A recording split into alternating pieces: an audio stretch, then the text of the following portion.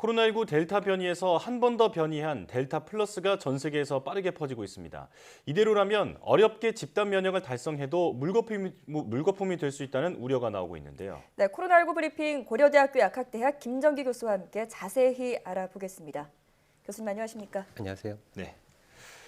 신규 감염의 99%가 델타 변이로 확인된 영국에서 델타 플러스 변이 사례가 40건 발견된 것으로 확인됐습니다. 델타 플러스 변이는 전파력이 더 강한 건가요? 일단 현재 아직 직접적인 과학적인 근거는 아직 축적이 안 됐는데 실제로 델타 변이하고 델타 플러스를 비교해 보면 특징적으로 다른 변이, 독특한 변이가 있거든요. 이게 K417N이라고 하는 돌연 변이가 있는데 네. 이 돌연 변이가 보통 남아공 바이러스, 변이 바이러스에서 나오는 사례거든요. 네. 그래서 이 부분이 그러니까 남아공 바이러스니까 우리가 이제 베타 변이라고 얘기를 하고 있는 변이 바이러스인데 네. 남아공 같은 경우에도 감염력이 기존 바이러스보다 높고 그리고 면역 회피 능력도 있거든요. 그렇기 때문에 아마도 델타 플러스가 감염력이 델타보다는 더 강해질 거고 예. 그리고 델타보다는 면역력 회피 능력도 더 많이 가지고 있게 될 거다라고 추정을 하고 있습니다. 네. 그런데 심지어 2차례 다 백신 접종을 완료했는데도 이 델타 플러스 변이는 막을 수 없다라는 우려도 나오고 있거든요. 어떻습니까? 아직까지는 직접적인 데이터가 없습니다. 네. 근데 다만 우려스러운 부분이고 앞서 말씀드린 것처럼 그 특징적인 돌연 변이 때문에 면역력을 회피할 수 있는 능력이 더 많을 걸로 추정을 하고 있거든요. 예. 근데 실제로 기존 바이러스 또는 주요 돌연 변이 바이러스 그리고 실제로 델타 변이 바이러스 같은 경우에도 화이자나 아스트라제네카 백신의 어떤 예방 효과를 조금 더 낮춰주는 효과가 있었습니다. 그래서 예. 이러한 부분에 델타 플러스 같은 경우에는 여기에 추가된 돌연 변이가 있기 때문에 이런 백신의 효과를 더 낮출 걸로 예상은 하고 있습니다. 근데 아직까지는 2차까지 접종을 한 후에도 예방 효과가 없을 거다라고 하는 단정적으로 얘기할 수는 없고요. 예. 아마 조금 더 낮은 면역 효과를 나타낼 거라고는 추정은 하고 있습니다만 완전히 무력화하지는 않을 거다라고 개인적으로 생각을 하고 있습니다. 네. 예. 자, 이렇게 변이에 또 변이가 이어지고 있는데 앞으로 전파력이나 치명률이 더 강한 변이 바이러스가 나타날 가능성도 있겠죠. 아무래도 그러니까 코로나19 바이러스는 RNA를 유전 물질로 가지고 있는 RNA 바이러스거든요. 네. 그러니까 RNA 바이러스의 특징적인 게 돌연 변이가 굉장히 잘 일어난다라는 특징이 있습니다. 네. 근데 실제로 이러한 돌연 변이는 그러니까 전파가 진행이 될수록, 그러니까 사람 간 전파가 진행이 될수록 네. 발생을 할 수가 있고요.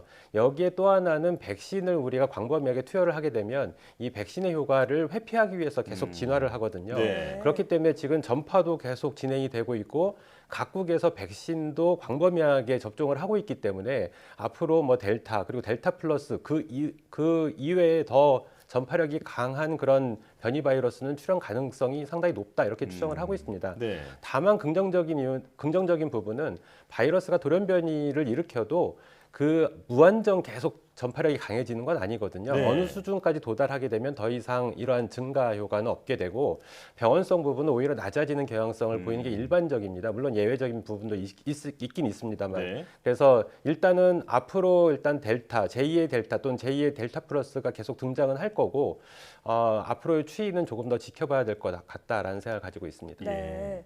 자, 변이 바이러스 대응을 위해서 일단 델타 변이와 관련해서는 미국이 추가 접종 이른바 부스터샷에 대한 필요성과 시기를 놓고 논의를 하고 있는 것으로 알려져 있습니다. 한 차례 백신을 더 맞는다면 이 변이 바이러스 감염을 막는 데 효과가 있을까요? 일단 우리가 1차 접종했을 때에 지금 델타 변이 같은 경우에 한 30%대의 예방 효과를 보이고 2차까지 접종했을 때는 앞서 말씀드린 것처럼 화이자 같은 경우는 90%에 가까운 또 아스트라제네카는 60%에 가까운 그런 예방 효과를 보이고 있거든요. 네. 그 얘기는 접종 횟수가 늘어날수록 예방 효과는 더 늘어난다라고는 보고 있습니다.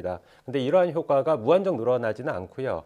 아마 지금 2차까지의 우리가 임상 데이터는 가지고 있는데 3차까지는 원래 허가를 받을 때 임상 데이터가 없었거든요. 근데 3차나 그러니까 그렇게 많지 않은 횟수로 진행이 됐을 때에는 일단은 효과는 증가할 거다라고는 보고 있습니다. 다만 가장 궁극적인 목적은 이 변이 바이러스에 맞는 새로운 백신을 또 개발할 필요성은 있습니다. 그래서 일단 우리가 얘기하는 부스터샷을 하게 되면 지금보다는 예방 효과는 더 늘어날 가능성은 있다. 근데 근본적으로는 변이 바이러스에 대한 백신을 추가적으로 개발을 해야 될 필요가 있다 이렇게 생각을 하고 있습니다. 예, 변이 바이러스를 대처하기 위한 추가 그 백신 개발도 필요하다 이렇게 말씀해 주셨습니다.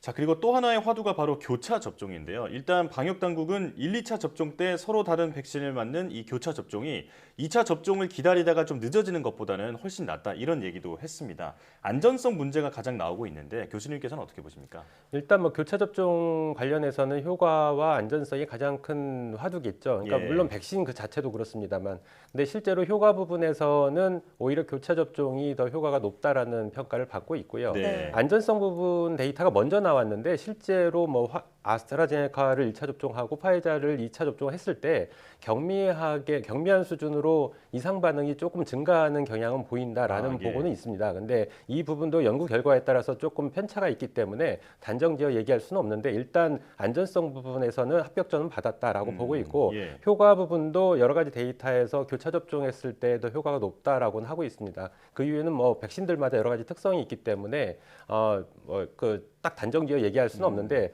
기본적으로 어떠한 백신이든 간에 그 타겟이라고 하는 부분이 거의 동일합니다. 그렇기 예. 때문에 큰 효과면에서도 그리고 안전성 부분에서도 큰 이상 반응 없을 거다 이렇게는 보고 있습니다. 네. 자, 그런데 화이자와 모더나 백신에 관해서 최근 지금 새로운 어떤 경고가 나오고 있는데요. 미국 식품의약국에서 화이자나 모더나 백신이 10대와 20대 남성의 심장 질환과 연관이 있을 수 있다 이런 이야기가 나오고 있습니다. 이 내용은 어떻게 보십니까? 일단 뭐 가능성이 있다라고는 보고 있습니다. 이게 네. 심장 질환의 대표적인 그 병명은 심근염하고 심낭염인데요. 예. 이 부분은 보통 발생하는 사례가 원인이 뭐 바이러스나 세균 등 이런 감염병에 의해서 발생을 하거든요. 그러니까 이것뿐만 아니라 이제 자가면역 질환에 의해서도 발생을 하는데 네. 아무래도 백신 접종을 했을 때 특히 젊은층 같은 경우에는 면역 시스템 자체가 굉장히 좋기 때문에 약간 더 과도하게 면역 반응을 일으킬 가능성이 있습니다. 그렇기 때문에 이러한 부분에서 어떤 염증 반응이 일어난 게 심장에서의 어떤 심장 질환으로 나타난 걸로 보고 있고요. CDC에서도 단정적으로 현재는 인과성이 있다라고 명시를 했습니다. 네. 그래서 이 부분은 실제로 일부에서는 이러한 증상이 나타나는 것은 맞는데 이제 비율적인 측면에서 100만 명당 한 13명 정도로 굉장히 낮다라고 보고 있고요. 그렇기 때문에 일단 백신 접종을 하는 게 잠재적 우위에 있다라고 평가를 하고 있습니다. 그래서 이러한 부분은 추후 이제 우리가 조금 지켜봐야 되는데 그 임상 증상도 네. 중증으로 발전하지는 않고 비교적 경미하고 그리고 예후도 좋다라고 알려져 있거든요. 그래서 이러한 모니터링이 좀 필요할 것 같다. 그래서 보통 발생하는 비율이 백신 접종, 특히 2차 접종 후에 3주 이내 네. 가장 많이 빈번하게 발생하는 거는 1주 정도 후에 가장 많이 빈번하게 발생을 하고요. 보통 대표적인 임상 증상이 가슴통 등 흉통을 동반을 하거든요. 그래서 이러한 증상이 있을 때에는 빨리 의료진의 도움을 받는 게 좀 좋겠다라는 생각을 가지고 있습니다. 예. 네. 그래도 크게 걱정할 만한 사안은 아니다. 현재까지의 자료로 봤을 때는 네, 이렇게 말씀해 주셨습니다. 자, 오늘도 코로나19 상황 살펴봤는데요. 새로운 변수가 계속해서 등장하는 만큼 이에 대한 대처도 서둘러서 마련이 돼야겠습니다. 고려대학교 약학대학 김정기 교수와 함께했습니다. 교수님 고맙습니다. 감사합니다.